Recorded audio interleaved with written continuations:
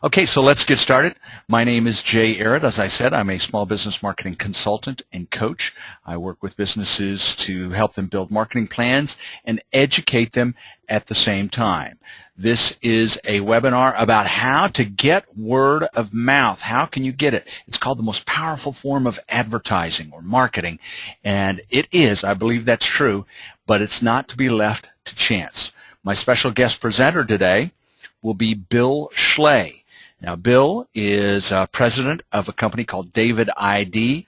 It's the brand development firm that's known for creating the dominant selling idea for clients ranging from global corporations to promising startups. He's author of the soon-to-be-released book. It's called The Microscript Rules. I've read it. I will review it on my blog when it's released, and it's excellent. The subtitle is It's Not What People Hear, It's What They Repeat, and the award-winning book, Bill also wrote Johnny Can't Brand, Rediscovering the Lost Art of the Big Idea, as well as a frequent industry speaker. Bill has also been a radio guest. He was a founder of 2 successful startups that became industry-leading brands before a sale to a public company. And Bill began as a writer at Ted Bates, the legendary USP ad agency, where he won the National Effie Award for Sales Effective Advertising. He later took time out to write a screenplay for 20th Century Fox and has written a best-selling book, Power of 10. He's a graduate of Harvard University, a transatlantic sailor, and an avid skydiver. And Bill, do you tap dance too? That's what I want to know. That's a lot of stuff. We're happy to have... Go ahead, Bill. I do, but that's another story. Okay. But not when you're sober, right? Okay, that's another story. We'll keep that separate today. But Bill, we appreciate you being on board today, and we're honored to have you as a guest presenter. All right, so let's get started in diving into word of mouth and how you can achieve word of mouth for your business. I think the big question, or the first question we need to ask is what is word of mouth? Word of mouth is unsolicited conversation about your business between 2 or more people. It's just people talking about your brand. Sometimes they recommend it, sometimes they don't. Sometimes it's bad word of mouth. Word of mouth may or may not be happening for your business. You hope that it is. Even if it's bad, you just want somebody talking about you, whether it's good or bad. If nobody's talking about you, that's not a good thing. So word of mouth is conversation between 2 people about your business, 2 or more people about your business. What is word of mouth marketing? It's the act of giving people a reason or reasons to talk about a product or service and then encouraging that conversation.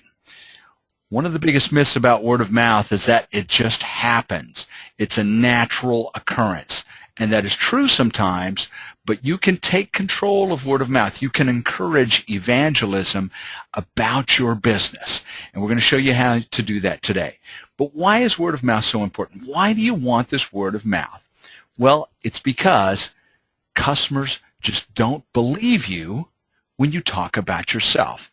According to the Word of Mouth Marketing Association, 76% of the population does not believe the claims you make in your advertising or in self-promotion.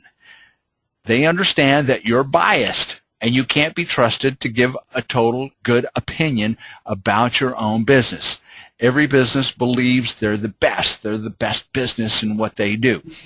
And so word of mouth is very important because people want that unbiased view of your business. They want that vicarious interaction with your business before they have to make a purchase with you. So they need that unbiased word of mouth, and you need to earn it. Evangelism, according to Ben McConnell and Jackie Huba, best-selling authors of Creating Customer Evangelists, word of mouth and evangelism are gifts that customers give you, but you have to earn them. You cannot buy them. Money won't buy goodwill. So it has to be earned. So it's time to introduce you now to the rules of word of mouth, the rules of word of mouth marketing. And let's get on with rule number 1. And rule number 1 is be remarkable. Remarkable things get remarked about. You have to be worth talking about. You can't expect just to give good service or be a quality business and get talked about, because those are the starting points for doing business. You can't get evangelism or word of mouth simply by being in business. That word is called remarkable, meaning you have to be remark-able. People have to want to talk about you. So that's rule number one, be remarkable. Rule number two is you have to give people something to say. You can't just trust them to know exactly what you want to say about them. So you have to give them a message and frame it for them. Frame that message into something that's repeatable, and then feed that message to your customers. Rule number three is give them the opportunity to talk about you. After you frame that message and given it to them, give them the opportunity to say it. So those are the three rules. Be remarkable, give people something to say, and and I forgot one, and give them the opportunity to say that. But we're going to focus right now on rule number two and rule number one together. Be remarkable and give people something to say. And now it's time to bring in our special guest presenter, Bill Schley, president of David ID and author of the upcoming book, The Microscript Rules. So Bill, if you will unmute your microphone, I'm going to turn the presentation over to you, and Bill is going to show us and tell us how we can frame our word-of-mouth message into a microscript rule. Okay, Jay, I'm just gonna, can you hear me, Jay? Yes, we can hear you. And can you see the cover of the book? We can. Wow, we are technically happening, I guess. Jay, Smooth transition. You bet. Thank you so much. Listen, and I'm going to talk about, Jay, you sort of a great segue into what I'm going to talk about, and some of what I'm going to talk about is, I guess it's going to reframe a little bit about what you said, but it's all really pointing to the same thing. So so we're going to start today with a little pop quiz. I'm sorry, but just to make sure everybody's awake after lunch, but don't worry, I think you're already prepared for this one.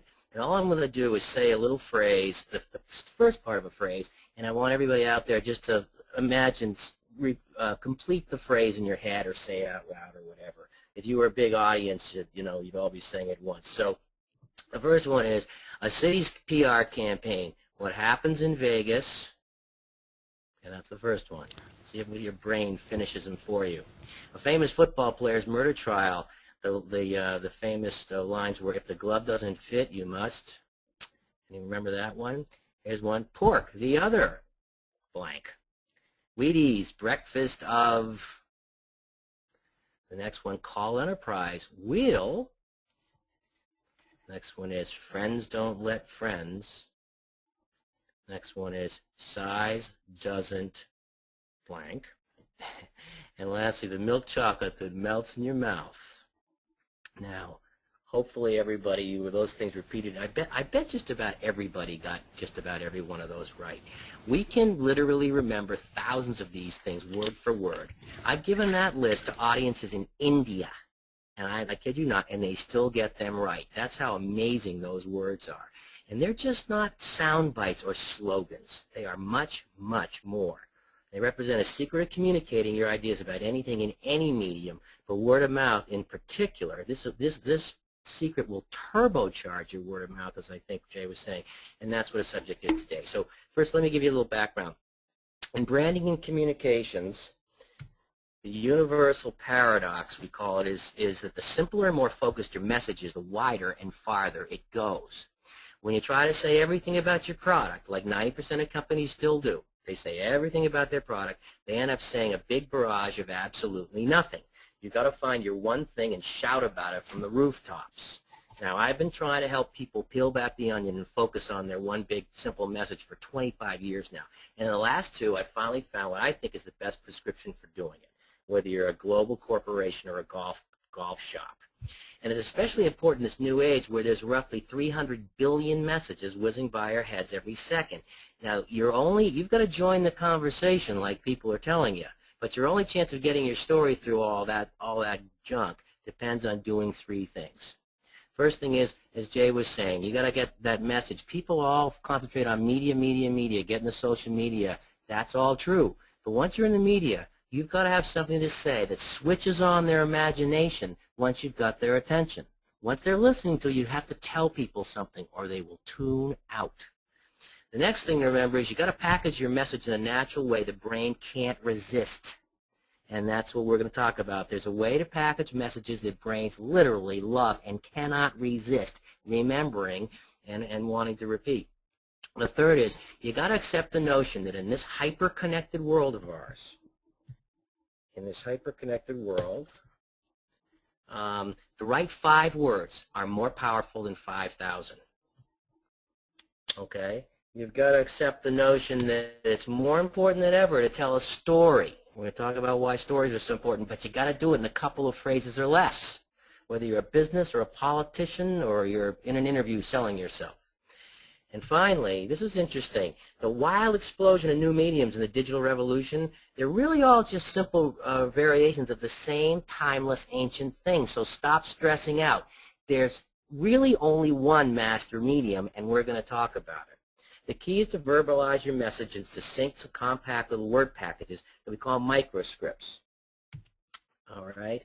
And there are a simple set of rules for creating them called the microscript rules. Before I give you a few of the big ones, though, you need to know why they work on the brain the way they do. And this is kind of interesting.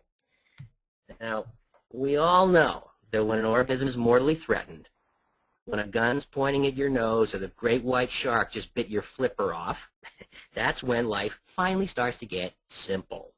Now, behavioral scientists tell us that in moments of crisis, we shift to intuition that's unconscious, an unconscious intelligence that's remarkably fast and frugal. Gut feelings that skip normal reasoning because we don't have time.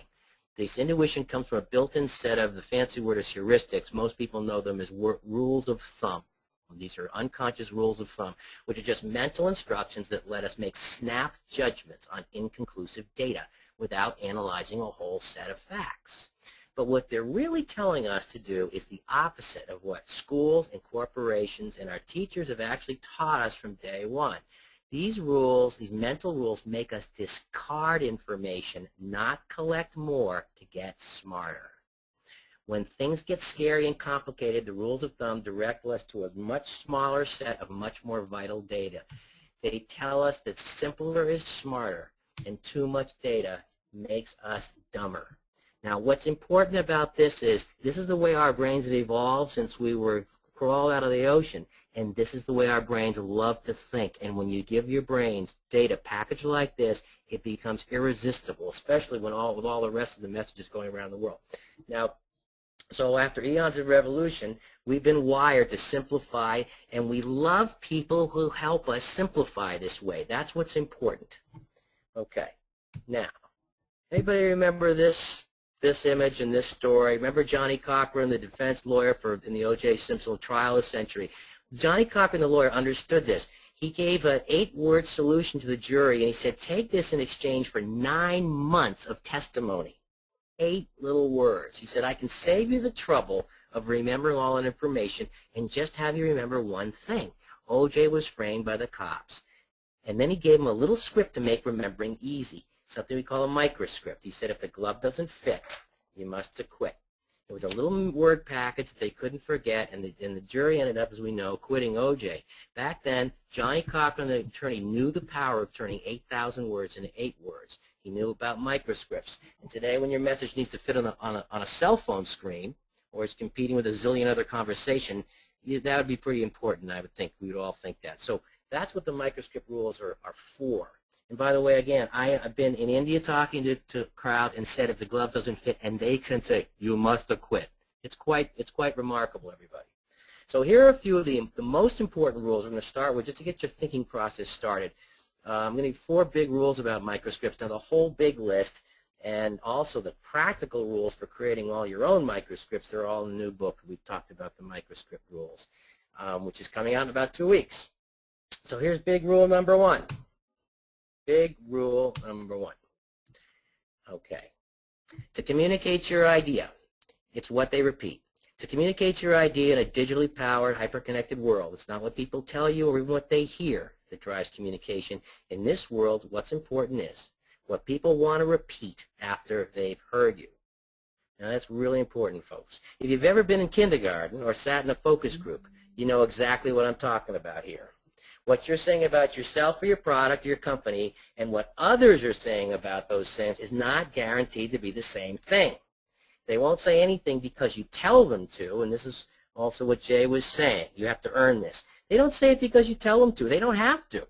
They say it only if they want to say it, they like saying it, and they gain from saying it. Otherwise, they don't need to say it. They've got too many things to do in their lives. Now, this is where marketing and selling power is heading in the world today, and you want to know why. It's because of big rule number 2, and that is that every screen's a word-of-mouth machine. Now, think about this for a second. In the old days, there were only 3 mediums, TV, radio, and print. Today, there's a new master medium that supersedes everything. Well, you thought I was going to say hundreds and hundreds of mediums, but it's really only one. Now, it's not the internet or social networking. Those are just mechanical. It's a brand new 50,000-year-old medium that you know as word of mouth. Now, we're coming at this from a little different angle than you might have heard, but it's pretty ironic that in a world that's creating new forms of electronic media every day, marketing gurus are saying that simple word of mouth, which is the most ancient advertising medium, folks, it's caveman communications. But people are saying that this is once again the most powerful medium of all, and that's what's going on.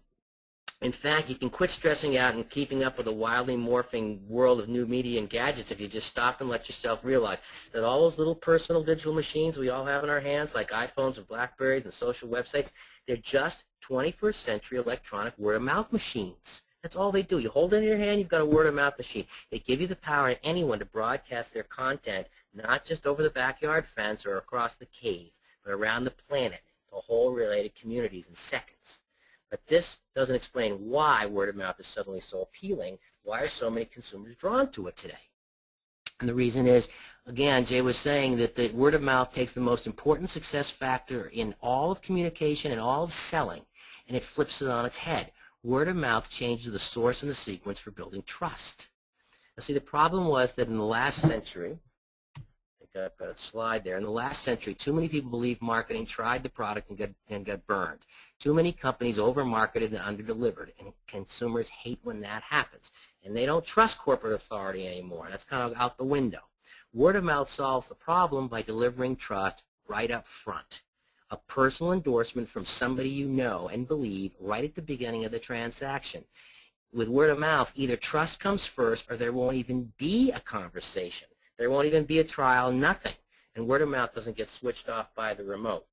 So this is critical. Trust, this thing you used to earn by a long sequence of trial and error, now has to be up front, or people aren't even going to talk to you.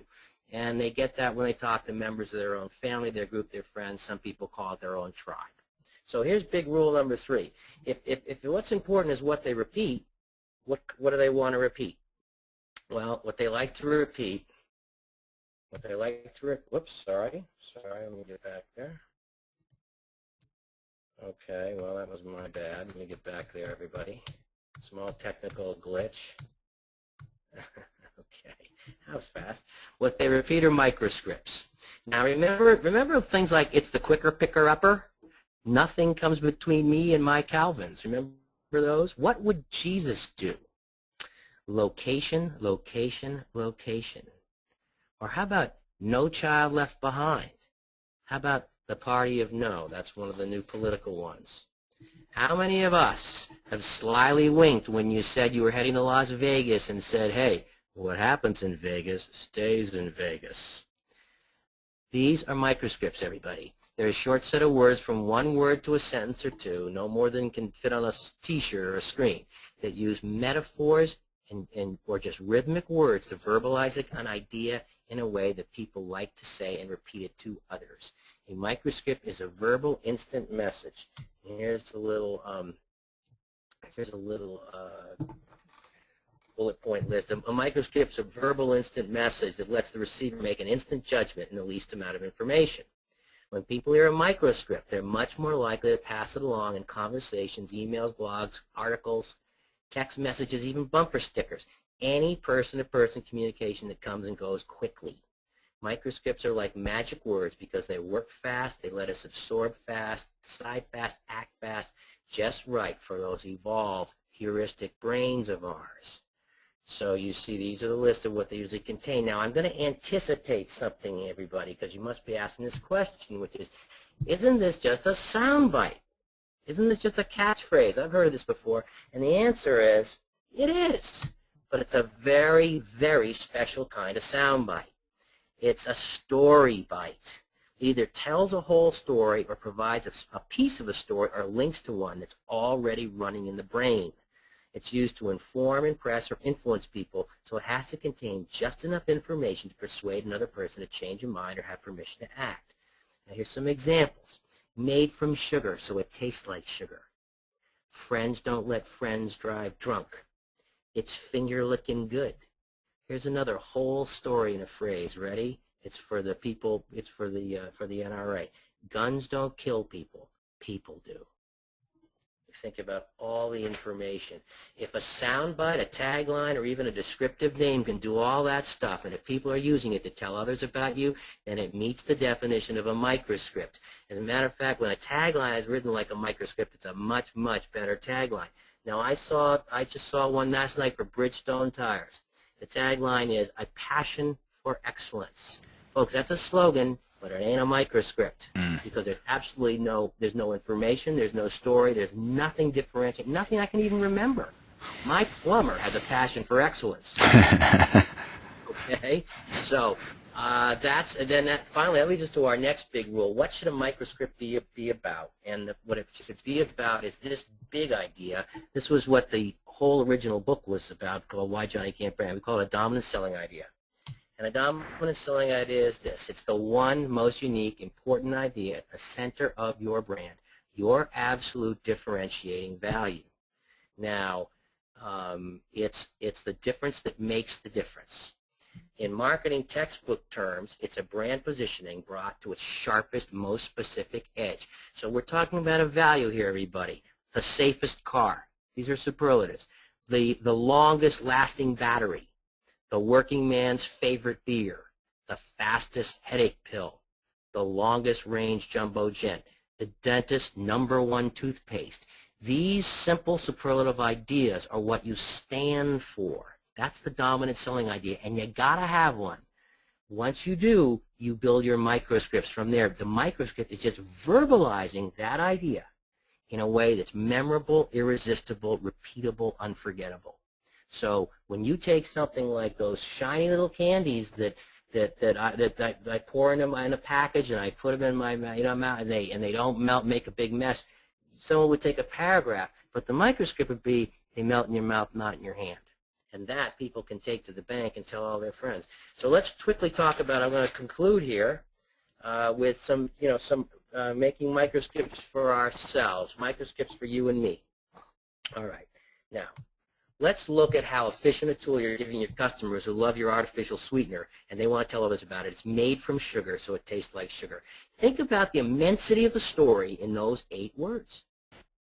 It says it's safe, it's natural, it's not chemical, it has the least artificial taste, it has credible sugar qualities, I can feel good about it, my family won't criticize me, whatever it is. I can remove sugar from my life without suffering. I don't know, but there's a million personal stories that are triggered by those 8 little words. And remember, it triggers a story already in somebody's head. Splenda, as we know, rocketed to a 50% share of the market in 3 years of being introduced. It's one of the most incredible marketing stories ever.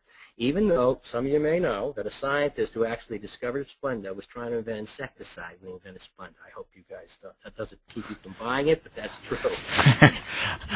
You may have, Bill. You may have prevented me from buying it in the future. It's a true story, but it's proven to be safe.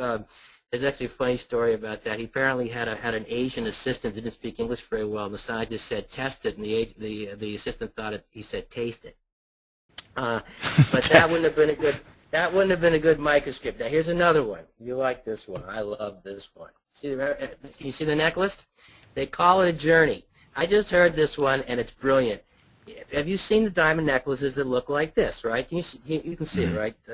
Yes. I see them everywhere. The young lady who cuts my hair had one of these, and I said, "That's nice. I've seen those," and she stopped. She stopped cutting my hair. She sort of touched it and said dreamily, "My boyfriend bought it for me. He said it's called a journey." And she started crying. It was an unbelievable, amazing moment. And I said, Journey, I know her boyfriend who works in construction, Anthony, and he didn't make that up. He didn't make that up. He used that one-word microscript when he handed to her a romantic little reference that was given to him by the jewelry industry, which was smart enough to say, furnish Anthony with a little microscript that makes him eloquent and smart, and his girlfriend will love him for it. So they gave the microscript. He was more than happy to pass it along. And by the way, that's an important thing about word of mouth. People, when they love your product, they love to talk about it. They want to talk about it, and they will love it if you give them these little packages to say to tell people about. Here's another one. Pork is the other white meat. All right, we've all heard that one. I was at the restaurant the other night, and the waiter used me to sell me on the pork cutlet instead of the chicken. I said, I bet it's good. I'm trying to eat lean. He said, yeah, but it is lean, don't you know? And then he goes, pork is the other white meat. Like I'd never heard that before. It was beautiful. It's leaner than you think. It's the bacon you got to stay away from. So, of course, I heard that, but it gave me permission to eat it, and I did buy the pork, and it was very good. Now, here's the question for everybody else. This is a real true story now, because you don't have to have $1 million budget. You don't have to have national advertising. You can do this if you're with any one of your local businesses, because I did, and here's an example. And this actually changed my business life. This actually happened to me. We had a company, a software company we started back in 1995, and it was a company to make home banking software. Let's see, this was during the dot-com bubble. We were building the first easy-to-use software for banking at home on your PC. Now, our competitors, we were a little 5-person company without a you-know-what to you-know-what in. All our competitors, Quicken, Microsoft Money, and even Visa, big, huge corporations, were saying their products were easy. But to most people, they were really hard and intimidating. People were too scared to even take them out of the shrink wrap because they thought when they started them it was going to be hard and they were going to feel stupid, and people they hate that. So they really weren't easy. Ours was easy, but we couldn't get big banks to even pick up the phone, let alone give us an appointment, until we found a metaphor. And we turned it into a couple of microscripts that were so irresistible. Not only the buyers, but the trade press had to listen to us, and we started getting meeting after meeting. And here's all we said. We said, our software is called Home ATM. That was the name, Home ATM. We said it looks just like your bank's branded ATM on your home computer. In fact, it's so simple, if you know how to use an ATM, you know how to do home banking. It doesn't even need a manual. Now, there's 4 little microscripts in there. First of all, the name is a microscript. It's called Home ATM. It's a little metaphor. It's a microscript. The next one, it's like having your bank's ATM in every home. Then we said, if you can use an ATM, you already know how to do home banking. And the last one was, it's so simple, it doesn't even need a manual. Now, everybody in the company could say those 4 little microscripts. Buyers got it, they remembered it. What's interesting was that the people, middle-level executives of the bank, could tell their boss about it. They could say, hey, you've got to talk to these guys. They've got this thing called Home ATM. It's so easy. It's just like using the ATM machine. Do you see how powerful that is? They could talk about it, and they could tell other people at conferences, hey, have you seen that product? It looks just like it. It works like an ATM. In 3 years, we had over 100 employees and sold the brand to a New York Stock Exchange company. Now, that was 5 guys with the trunk of a car, everybody. And we sold in 3 years. We're a big company. And a lot of it was because of the power of that idea that got it in everybody's brain. So, Jay, that's probably all the time we have for today. I hope I haven't gone over. But I just want to close with a quick quote from Rosser Reeves, who was the greatest. He wrote a book called Reality in Advertising, and he invented something called the USP. And he's the greatest. I think it's the greatest book ever written. He's on the subject. He said, in ancient times, when Cicero finished speaking, the people said, how well he spoke. But when Demosthenes finished speaking, the people said, let us march. There's never been a better way to guarantee focus in your marketing and selling and keep at it than by finding and refining the words that people love to focus with, and that's your microscripts. So it can work from the ground up, person to person, via word of mouth. And when you do this, you'll be on your way to making people march to your marketing message, I think, in this era or any era. And with that, I thank you. All right. Thank you, Bill. We appreciate it. Good stuff. Thank you. All right. So now we're back to my screen. And I've got a little bonus here. I am personally, when it releases, going to buy somebody a copy of Bill's book, The Microscript Rules, if you can answer this question. So go to your chat window right now, and the first person to answer this question, it's based on a famous microscript. Now, some of my favorite microscripts are Southwest Airlines, which has a good one right now, Bill. Bags fly free. They're just slaying everybody, in my opinion, with that one. They changed it from you're now free to move about the country. The Marines, of course, one of my favorite all times. The Few, the Proud, the Marines. Yep. But I'm going to go back to a classic one. Let's see the first person to identify who this word of mouth microscript message for gets a free copy of Bill's book, Be Like Mike. Be Like Mike. It's from the early 90s, so you're going to have to be up on your stuff. So go ahead in the chat window, type in Be Like Mike. Who used that one? And I'll take the first answer to win a copy of Bill's book, The Microscript Rules. If you can't work it on your chat window, do it in the question window. I'll find out. I get them in a timeline, so I'll know who did it. But it's time to move on. Appreciate it, Bill. Let's get on with the presentation. I call this the three-headed messenger, and it's time to introduce you to the three-headed messenger so that you can create your own word of mouth. Bill talked about framing your message, creating that microscript. Now let's give people the opportunity to say it. And so first a few statistics, though, as we go into the three-headed messenger, so you can grasp what this means. The average American consumer mentions specific brand names 60 times per week in conversations. So that's the average. People are talking about brands. Why not yours? Why not? It should happen. Number two, 50% of all consumer conversations are about brands. They refer to a company's marketing activities. That's pretty interesting. People who market get top-of-mind awareness, and people create word-of-mouth messages and talk word-of-mouth about those brands. 65% of all word-of-mouth conversations are mostly positive. So that helps dispel the myth that if people talk about me, they're going to say something bad, which I hear all the time about getting involved in social media. And the final one, the shocker, less than 10% of word of mouth happens online. I know, you've heard about social media, and we're going to cover social media shortly, but less than 10% of word of mouth happens online. All that comes from the Keller Fade Group. So here is the word of mouth's three-headed messenger. Let me introduce you to the three-headed messenger now. The first one is person to person, where 90% of all word-of-mouth conversations take place, person to person. The second head is social media. The third head is publicity, or PR, as it's sometimes known. So let's take first person to person and how you can give people the opportunity to spread that microscript word-of-mouth message that Bill was just talking about. From your dominant selling idea, your remarkability factor. I'm going to introduce you now to the word-of-mouth playbook. Here are 6 plays, 6 ways you can enable people to talk about your business. I call them the word-of-mouth playbook. Play number 1 is the feedback loop. Feedback gets your customers talking about you. Use surveys, personal interviews, call your customers up at home, get their feedback. This gets their brain thinking about you, thinking what they like and dislike about you, and it gets their brain in the mood to talk about you. It gets top-of-mind awareness. Remember, people talk about an average of 60 brands per week. 60 brands per week, that's almost 10 per day, every single day of the week. Put your brand in their mind. Get in the feedback loop. It's proven that our brains are hardwired to think about the same things over and over again. That's why you keep having repetitive thoughts. That's why the same song pops into your mind time after time. It's because that's the way your brain works. So get your brand into the brains of people. One way to do that is the feedback loop, and you just might get some good ideas from your customers. If you do, use them, give your customers full credit, and then watch them talk about you.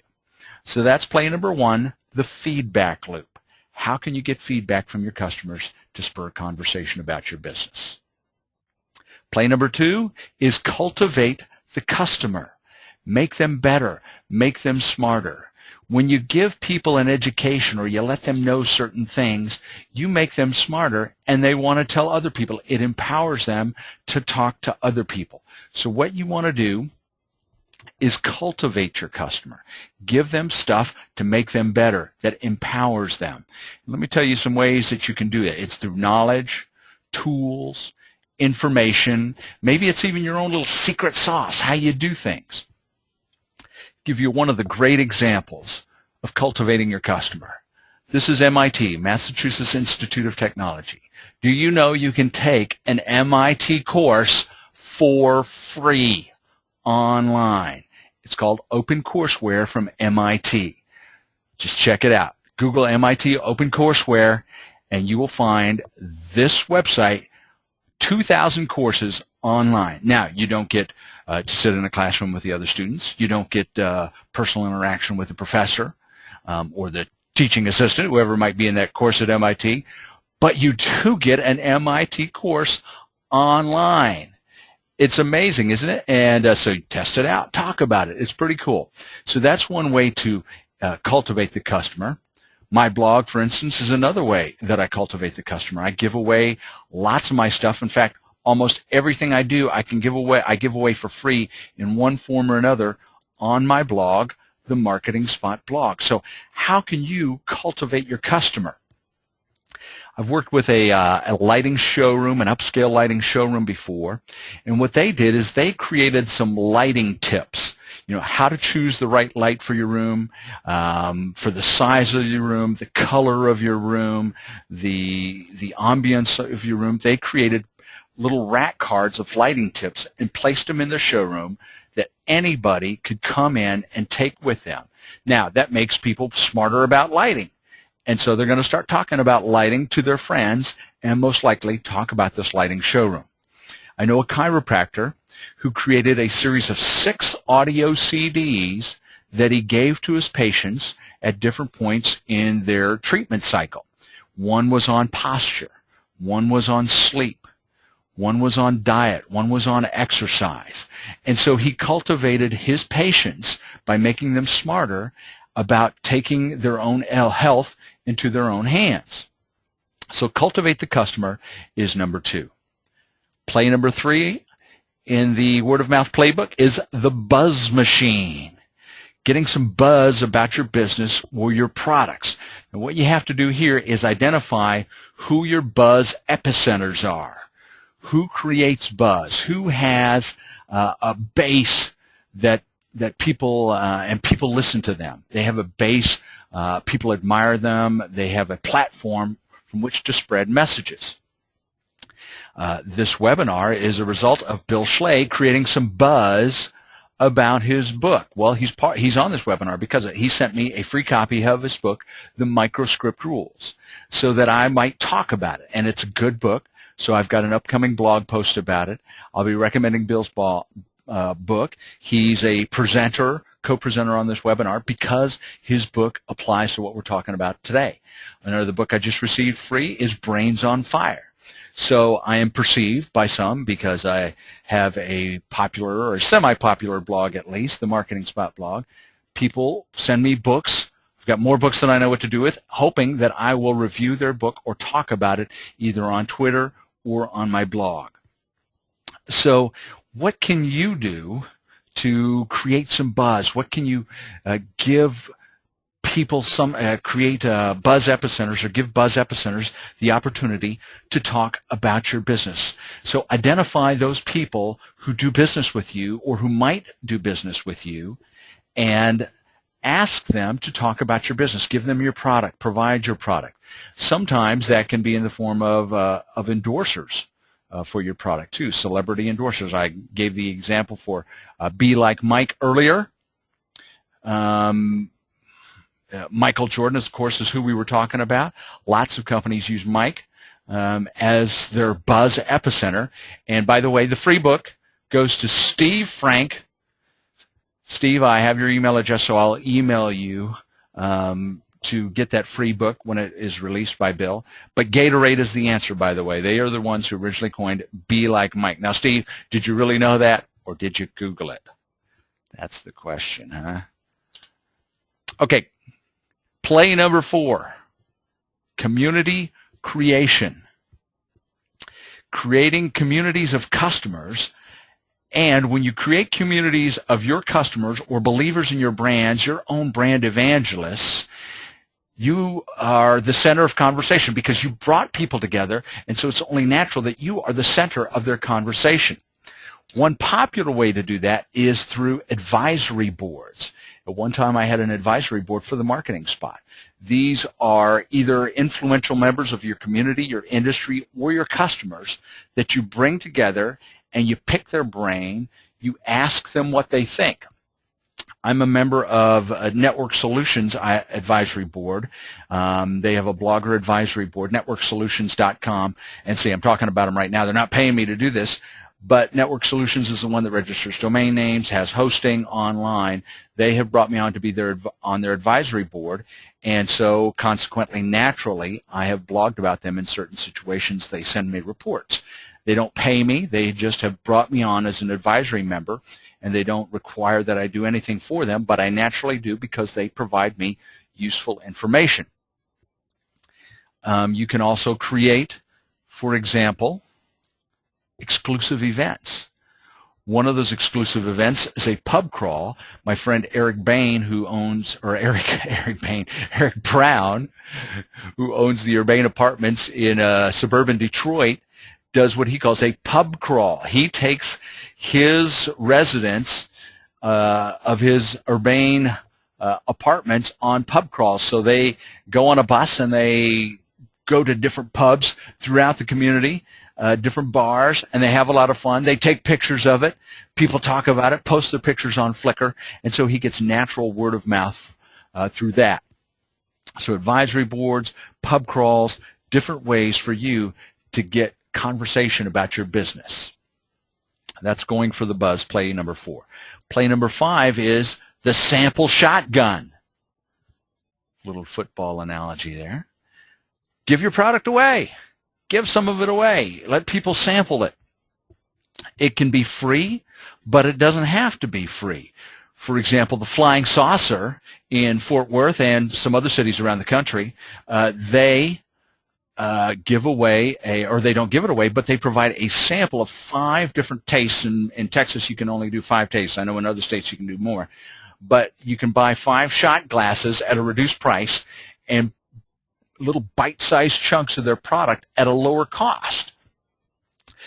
You can sell a cheaper version of what you do, but do something, give people a little sample without them having to spend money on the full meal deal. That's one way to get conversation about your business. Play number 6, and the final play in the Word of Mouth playbook, is create a cause. Get involved in cause marketing. Just saw this statistic today, as a matter of fact, that people want to be part of, they like brands that are involved with causes. And in fact, associating with your product or your brand with a social or environmental cause, it's a popular marketing tactic, and consumers like it. Large majorities of consumers, they want a variety of opportunities to support brands that were active in cause marketing. So supporting a cause is good, but being part of a cause, it's better. And that's how you can get the opportunity to spread word of mouth, by being part of a cause. Whether it's your own cause or a cause like the American Cancer Society or something like that, you can create your own cause. Now, I know of one executive coach. He has a cause that leaders should enjoy life. So that's his cause, but you can be part of a more popular cause that everyone can be part of. And so I want to give you some rules, though. If you align yourself with a cause, make sure that your cause is aligned with your business values and mission.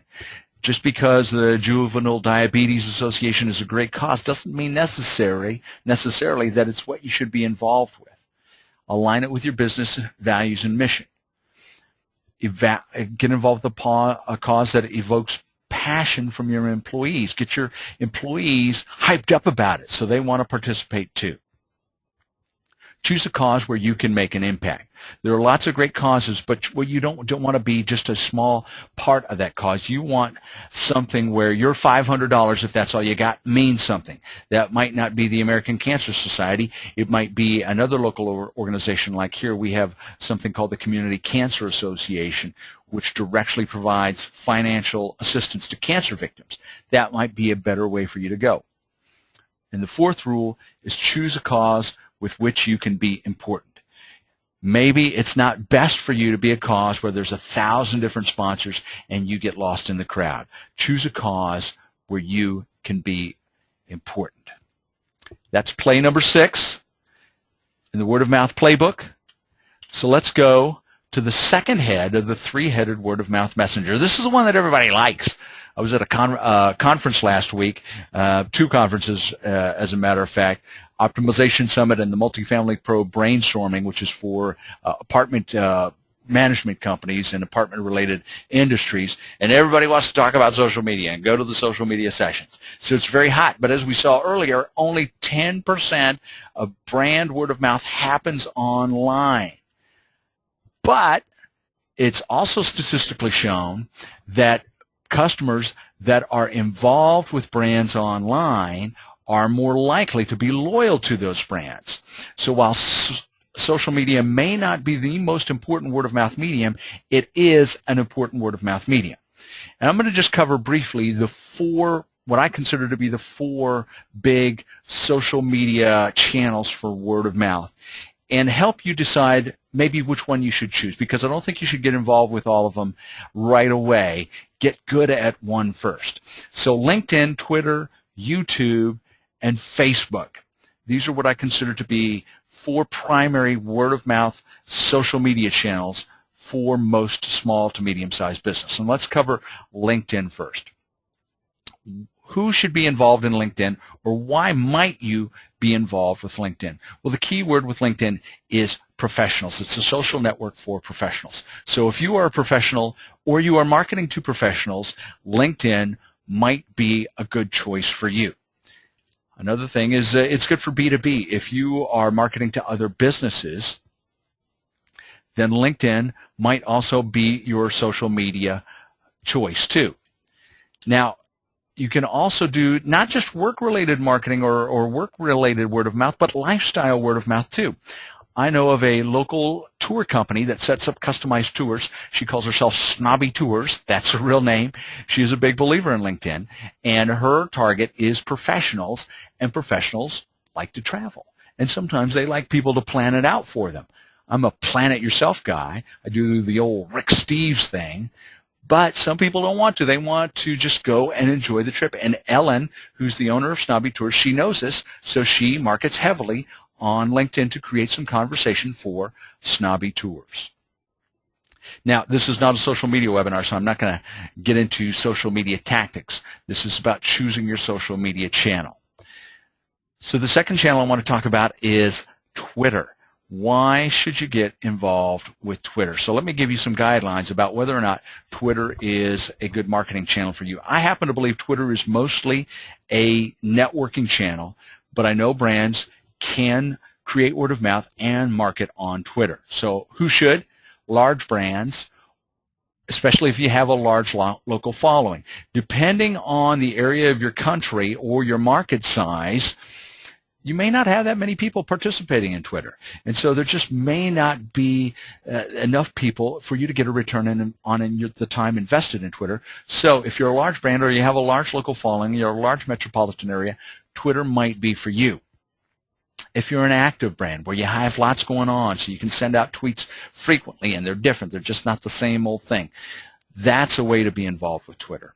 Solopreneurs, consultants, B2B marketers, Twitter might be a good way for you to gain some thought leadership and create some word of mouth about your personal brand, your product, or your blog. That's Twitter. Now let's cover YouTube. And YouTube, online video, I know people shy away from it. It's not that easy to do. I think it sort of is, but it does take a little bit of getting used to. But who should be involved in using YouTube to create word of mouth? Well, I think if you have something interesting visually to show. depending on your business. I know a business that creates theatrical curtains. I think that's a pretty cool visual. Maybe they should do some video. If you had that mysterious factor, like people don't know what's going on. I met locally here with an owner of a dry cleaner. There's a mysterious factor about dry cleaning. What is dry cleaning? What happens back there? Is it dry? Does it happen in a dryer? I suggested that he do some video. Or if you have that how-to factor, you know how to do stuff. Maybe one of the most famous video word of mouth on YouTube. There is a Will It Blend channel on YouTube. Is from I can't even remember. I can't even remember the blender now. Blendtec. That's it. Blendtec. They've created a Will It Blend video series, and in fact, he just recently videoed blending an iPad. Ouch! Right? Can you blend an iPad?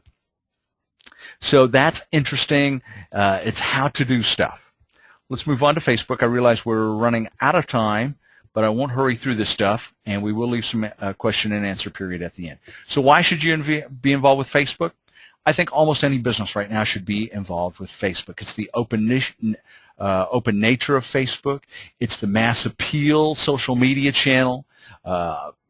Probably not almost everybody, but I bet more than 50% of the people you know are on Facebook. And so it's a good mass medium.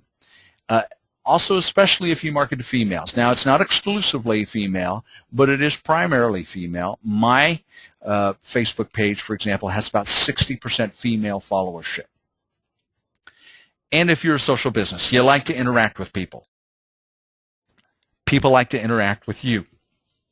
So those are the 4 primary channels of word of mouth. That is the second head of word of mouth's 3-headed messenger.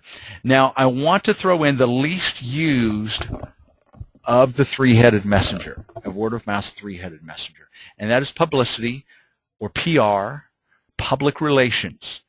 Can you get word of mouth created about your business? And the answer is yes. In short bursts, publicity is a great tool for creating word of mouth. I'll show you a local example here. This is 2 pages of a 4-page spread that was recently in one of our community magazines here in Waco, Texas, where I'm located. This is from the Waco Today magazine, and this is a little historic theater that was remodeled and reopened and shows movies. They're in a little town right outside of Waco, and they got a 4-page spread in the local magazine. You know what it would cost for 4 full-page ads in that magazine? Probably about $10,000. So this is $10,000 worth of free publicity, but it's better than ads because, remember, only 24% of people believe your ad. This was all unbiased opinion. And can you imagine the conversation this created? This went out to about 30,000 people as the circulation of this magazine. Free advertising, 4-page full spread to 30,000 people. You cannot buy that word of mouth. You can't buy it. They got it for free. But you have to follow some rules to do it. So here's the formula. First of all, be notable. You can't just say, hey, I'm having a sale, or I've got a new product, give me some free publicity. The story has to be something out of the ordinary. Refurbishing and reopening a historic downtown theater is notable.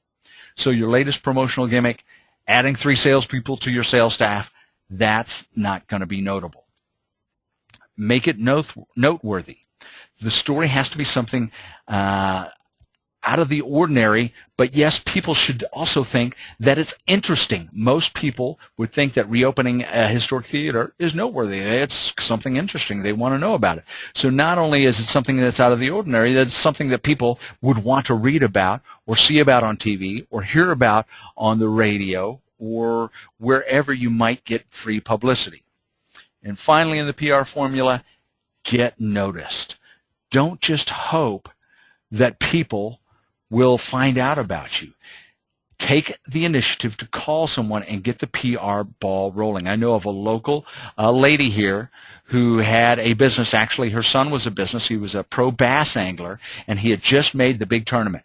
She wrote up a press release, but didn't just send it or fax it to the news organizations. She went directly to the news organizations, asked to see somebody, and gave it to them. That same magazine that I showed you earlier, she got a 3-page spread in the magazine.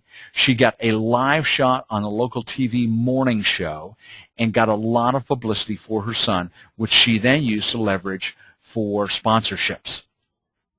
So that is head number 3 of the 3-headed monster. So remember the rules of word of mouth. Number 1 is be remarkable.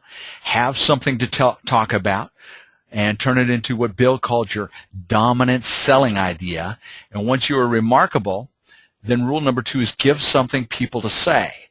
And you remember Bill talking about the microscripts. Turn it into a microscript, something that people can repeat and narrow it down to a simple idea so that people can grasp it, remember it, and repeat it. And then finally, rule number 3 is give them the opportunity to say it. Take the initiative and be aggressive in giving people the opportunity to say it. And that's what the 3-headed messenger is about, giving people the opportunity to spread your message, be it person to person, through social media, or hearing about you through some great publicity or PR. Bill, hey, thank you. Thank you for being part of this and spreading your wisdom. I'm looking forward to your book hitting the sales racks. I'm a big fan of it. Just as a disclaimer to let everybody know, Bill has not paid me 1 cent. Now, he did send me a free book. I will grant you that. But I had to read it, too. And I get at least 1 free book a week to read, and I don't read them all. So I've got about 20 books sitting on my shelf that I've not yet read. Yeah, well, I'm honored, Jay. Thanks for having me. Bill, where are you on the web? Where can people reach out to you if they want to contact you? Well, the easy one is just BillSchley.com. And you can also get to our consulting company, which is called DavidID.com. So that's DAVIDID.com. All right, and look for the book, The Microscript Rules. I'll be blogging about it soon as it's released. When is that coming out, Bill? We're hoping it's at press now, and we're hoping it's going to be out the first week in October. All right, good deal. We'll look for it. I will link to it on my blog as soon as it comes out. And my name is Jay Arrett. This has been Creating Conversation, Harnessing the 3-Headed Messenger. What you can do is contact me if you have any questions from the material today. My email address is jay@themarketingspot.com. And you can contact me by phone, by email. Go to my website, themarketingspot.com. And with that, we are going to end the webinar. I appreciate everybody attending today. Watch your email for the recording. Thanks again to Bill Schley, and we'll talk to you soon.